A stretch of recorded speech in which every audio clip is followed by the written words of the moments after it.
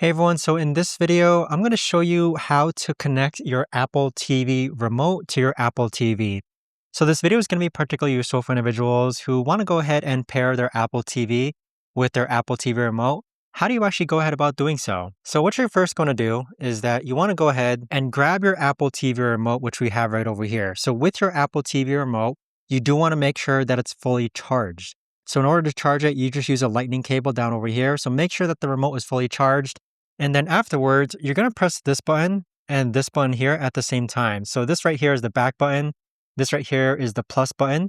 So once you hold both these buttons at the same time for about 5 seconds, on the upper right-hand corner of your Apple TV, you should see a notification that says it's been connected. So if we go ahead, so I'm holding one hand, and press both these buttons and hold it for 5 seconds, you'll see that the remote has been connected. So it's rather quick, and now we can go ahead and control our Apple TV using this remote.